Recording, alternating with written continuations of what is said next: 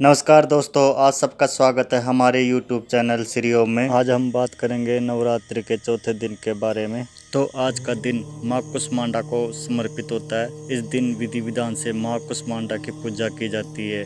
तो आइए बात करते हैं माँ कुष्मांडा की पूजा विधि एवं शुभ मुहूर्त के बारे में।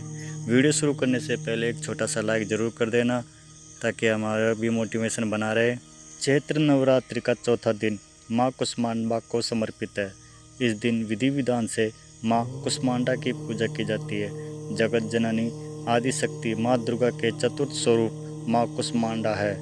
ममतामयी माँ दुर्गा कुष्मांडा की महिमा बेहद निराली है। अपने भक्तों के सभी दुख हर लेती है। वही दुराचारी और दुष्टों का क्षण में नाश या वध करती है। धर्म स्थापना हेतु जगत जननी आदि शक्ति माँ दुर्गा नवरात्रि के दौरान भूलोक पर आती है।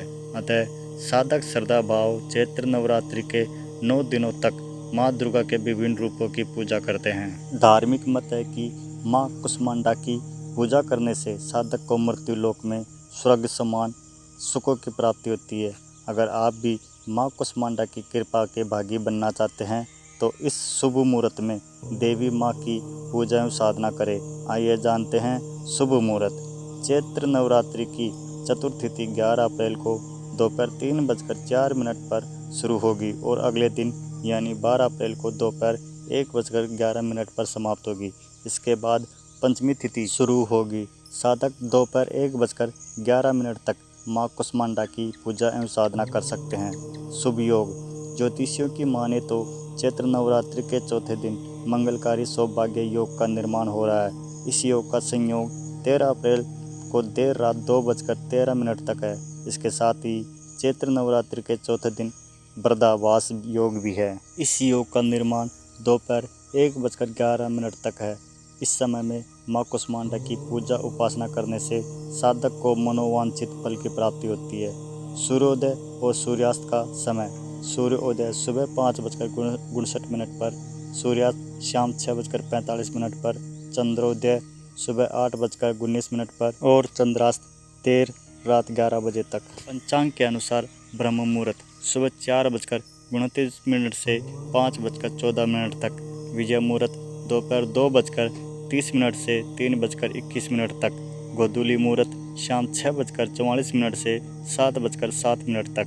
निषिद्धा मुहूर्त रात्रि 11:59 से 12:44 तक। अशुभ समय राहु काल सुबह 10:46 से 12:22 तक। गुलिक काल सुबह 7:34 से 9:10 तक। दिशा शूल पश्चिम। ऐसा है माँ का स्वरूप। कुष्मांडा देवी का स्वरूप अत्यंत ही सुंदर और भव्य है। माता की 8 भुजाएं मानी जाती है। इन 8 भुजाओं में वो अलग अलग वस्तु उठाए हुए हैं। एक भुजा में कमंडल, एक भुजा में धनुष और बाण, एक में कमल पुष्प, एक में शंख, एक भुजा में चक्र, एक अन्य भुजा में गदा और एक भुजा में सभी सिद्धियों को सिद्ध करने वाली माला है। एक हाथ में माँ अमृत कलश लिए हुए भी है। वहीं माँ कुष्मांडा का वाहन सिंह है। ऐसी मान्यता है कि देवी को कुम्हड़े कद्दू की बलि प्रिय है। इस सब्जी को कुष्मांड भी कहते हैं, जिसके आधार पर देवी का नाम भी पड़ गया कुष्मांडा। यह भी माना जाता है कि ब्रह्मांड का निर्माण माँ के इस स्वरूप की मुस्कान से हुआ है। इसलिए देवी सूर्यमंडल में ही रहती है। केवल उन्हीं में सूरज की तपन को सहन करने की क्षमता है। तो अब हम बात करते हैं माँ कुष्मांडा का पूजन कैसे करें। देवी के पूजन के लिए सुबह जल्दी उठे। सुबह उठकर सबसे पहले स्नान कर खुद को शुद्ध करें। इसके बाद देवी के उपवास का संकल्प लें। माँ कुष्मांडा का पूजन करते हुए उन्हें याद से हरी इलायची के साथ सौंफ चढ़ाएं और कुमड़ा भी अर्पित करें। कोशिश करें कि अपनी आयु के अनुसार हरी इलायची चढ़ा सके। इलायची समर्पित करते समय इस मंत्र का जाप करें, ओम बुधाय नमः। यह मान्यता है कि समर्पित की गई इलायची को साफ हरे वस्त्र में बांधकर पूरे नवरात्रि अपने पास रखना सुख और समृद्धि लेकर आता है। माँ कुष्मांडा माता की व्रत की कथा।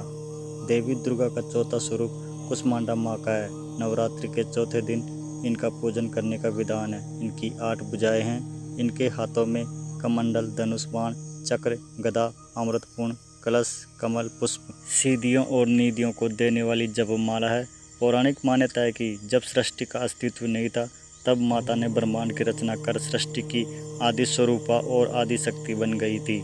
यह केवल एकमात्र ऐसी माता है जो सूर्यमंडल के भीतर के लोक में निवास करती है। इनके पूजन से व्यक्ति अपने कष्टों और पापों से मुक्त हो जाता है। जय माता दी। हमारा वीडियो आपको कैसा लगा कमेंट्स करके ज़रूर बताना। ये वीडियो अपने दोस्तों के साथ ज़रूर शेयर करना। ऐसी और धार्मिक कथा और नवरात्रि के व्रतों के बारे में जानने के लिए हमारे चैनल को ज़रूर सब्सक्राइब करना। धन्यवाद।